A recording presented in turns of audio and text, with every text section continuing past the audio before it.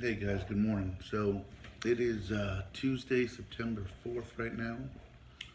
Very early in the morning here where I am in Oklahoma. Probably about 4 a.m. I feel like I cheated you guys a little bit last night, so I don't think I did a night video. I kind of did a live stream, which I apologize for. I got called out. I guess I was a little bit fired up and dropped some F-bombs in there, which I do realize that kids are a big part of what I'm doing, and I don't mean to be disrespectful to anybody or leading a bad example. So for that part, I apologize. But I wanted to kind of get back on board with you guys and share with you. I apologize that I'm having a bad hair day already, but I had some things I want to share with you all. So yesterday, um, I made it to the Blue Whale and did a lunch video from there. Um, and I thank the folks that got me wristbands. And there was a family.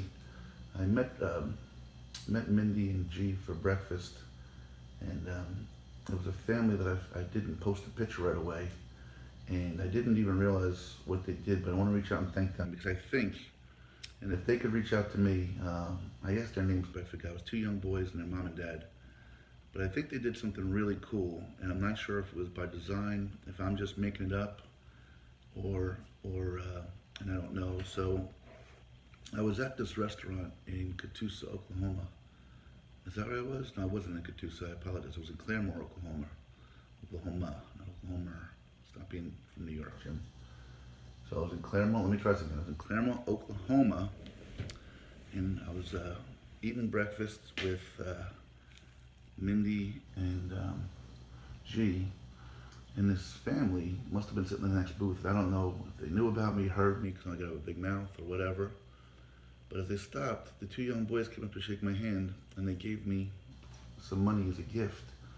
And I don't ever look at the money, I just put it in my pocket. But I thanked them, I took a picture, and I didn't post it because I was in the middle of a conversation, so I forgot to post it later. And I'm probably gonna have more than one video this morning, so I didn't get one last night, so get over it, folks.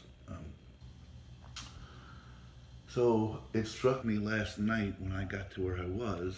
I keep my business cards in one pocket and whatever, my money and my phone in the other. And I put it on the table, and there was these two little piles of money, along with whatever little bit of money I had.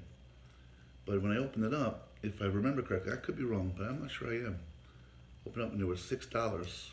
And each boy gave me $6, I think. So I'd love to know that if that's the case, that what happened. Because to those of you that have been following me from the beginning, that's somewhat symbolic, and I don't know if it just worked out that way or if they designed it that way, and even if it's correct. But if they did, it's kind of poetic, and it wasn't lost on me that they each gave me $6 if that's what they did. And the reason being, if you know my story, yesterday I started my 9th week on this journey, but when I left York, Pennsylvania, I was kind of doing this as a test to myself and to my kids and to the world to see how humanity would respond to a complete stranger. And I left with $6 in my pocket. And my reason for that was back east, we have our mini markets back there. They're called Rutter's Dairy. And Rutter's sells either Monster drinks or Gatorades, 2 for $4. And then you can buy the 99-cent bottles of water. So I knew I'd have hydration that first day when I left, and at least I'd have that. After that, I didn't know how I'd manage food-wise and how things would go. Well, so I just thought that was ironic. Maybe I'm reading too much into it, but I don't know them. So I forgot the names. I did post a picture. If you guys could reach out to me, and just, again, I'd like to recognize you by name on the site. Say thank you for following me. What you guys did was just amazing that you just reached out to me the way you did. And I apologize it took me too late in the day to get that going. So, but I thought the $6 thing was really cool if that's was in fact what happened. So I continued to talk to Mindy and G, who were fascinating. And I think I talked about them yesterday. G certainly is a well-read, in-depth guy, but he walked across America last year. In fact, that's how he met Mindy, not in that regard. But among the many, many things he shed some light on for me, he did something, he gave me a few bits of practical knowledge. And one I thought was really, one was just helpful. He said, Jim, let me give you something. And he gave me a sleeping bag that I'm looking at now that is a bag about this big. It's about the size of a football. And I looked at it, that's a sleeping. He goes, yeah, man, when you get these compression bags, it's crazy. Well, if you've seen my bag, I had a sleeping bag that when rolled up was this big, weighed about 6 pounds. Just the simple fact of using the new bag and replacing the old bag, I feel like my 35 pound backpack, even though it said my sleeping bag was only 5 pounds, it feels like I lost 15 pounds. It's amazing. So, and maybe it's because it's big and bulky. I don't know. Anyway, so G, thank you for that, as well as for some enlightenment. Along those lines, he had made a suggestion which I thought was really cool, and I never thought about it. Was he said, Jim, when you're going across the country, he says, have you been leaving markers? And I said, markers, like a dog marker in a spine? He said, kind of, yeah. Are you leaving things with people? I said, the only thing I've left was my first pair of sneakers I left back in Indiana, in Bourbon, for Chris and Lisa Hammond. And he's like, no, when you're going, he's like, people want to do this with you. They want to share this journey with you. You think you're just a guy walking, but you're important to some folks. So if you get a chance to leave a shirt or sign a shirt or he's like, believe me, people will trade you and give you something so you have things to wear. He said, but this stuff's important to people. He says, you go, leave it with these folks. This means things to them. And there's that sentimental value of it. Then he says the practicality of it. He said, without even knowing it, when you leave something for them, it'll filter through to others, and your message that you're trying to carry will be carried. So that was, I thought, some really good advice. And as I was walking, I walked up and made it to the Blue Whale, and I met some great folks at the Blue Whale, and I started to walk into what I consider downtown Catoosa. And as I did, that part dawned on me, and I realized, well, I'm carrying 2 sleeping bags right now that I don't need.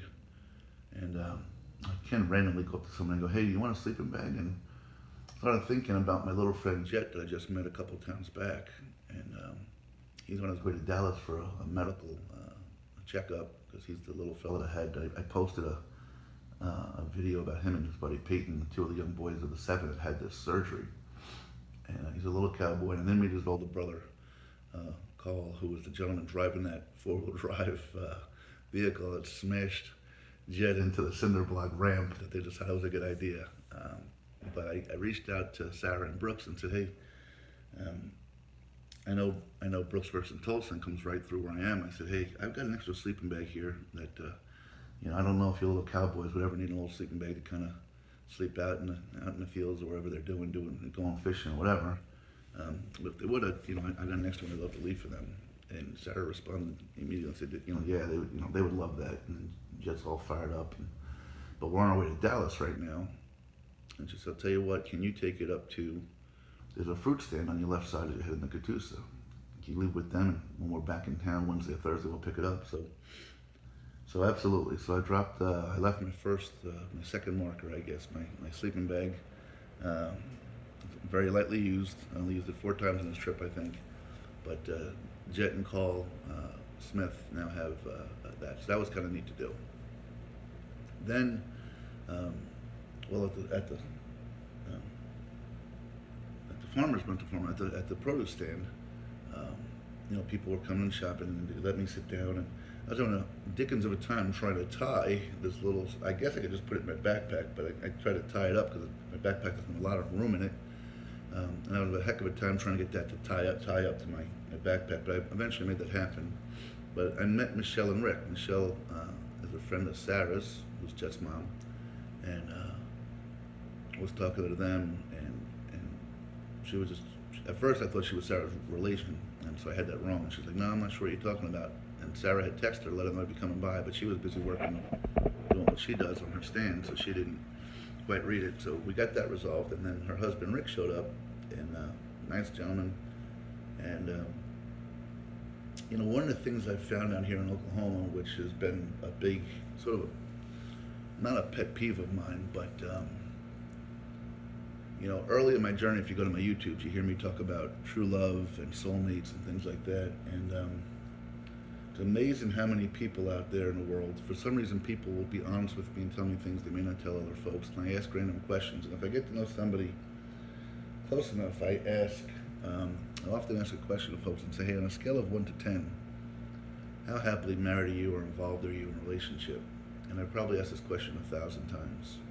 And I know a bunch of you right now sitting next to your spouse are going to say, well, I'd answer this way. Well, I never ask the question when the spouse is around. And I've asked this question easily 800 to 1,000 times in my life, if not more. Probably more, because I've been asking this for a long time. But it gives you insight into kind of who you're working with in terms of their, where they're at in their own world.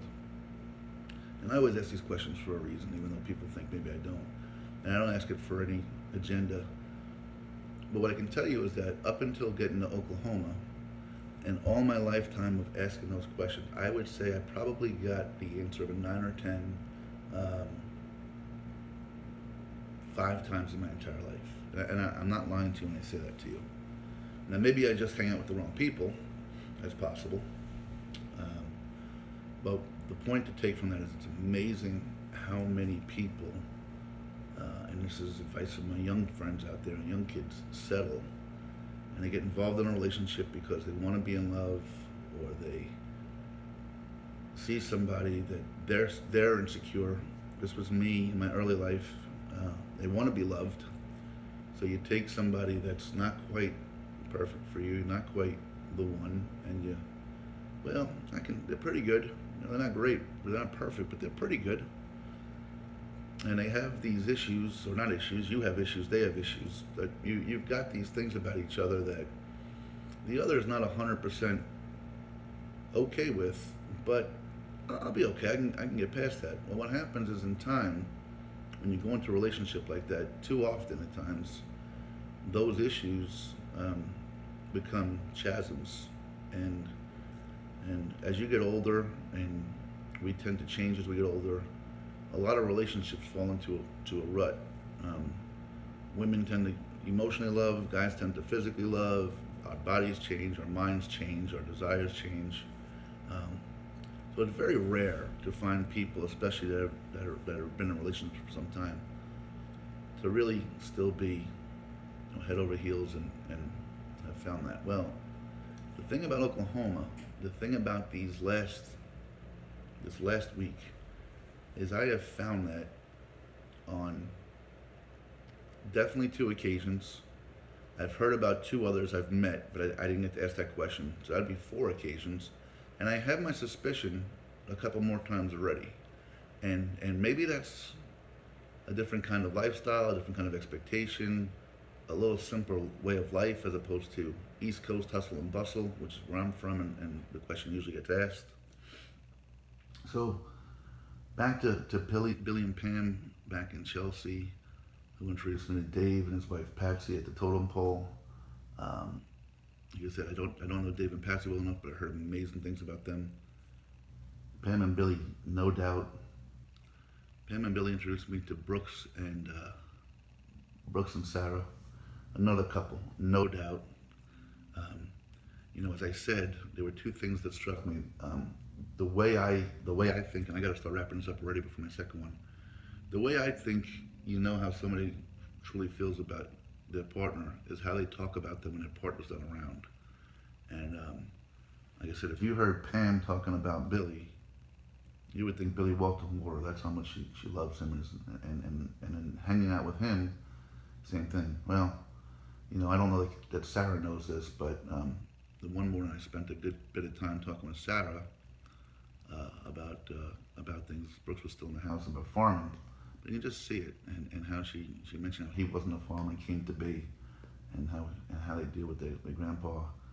And then I got out there in the field with Brooks and having him talk about Sarah and his kids and his life, and there is no but, there is absolutely pure love. And so I just thought that was amazing to hear inside of just a few moments. And then the reason I'm saying this, I'm going back to Michelle and Rick because I got away from them. And then I meet Michelle and Rick, and I don't know them well enough from the farm stand, but you can just see how they talked to each other and about each other. They came from California. I guess he came out here for family, 20 years and 3 kids. I mean, people don't stay married 20 years these days. That's a rarity, 20 years and 3 kids later. So it was such a pleasure to meet them yesterday. I do want to talk about another meeting at the produce stand before I get on it last night. So I'm going to wrap this up. I love you, Kira. Love you, Grace. Love you, Landon. I'll wrap this up. I'll come back with number 2 in just a moment.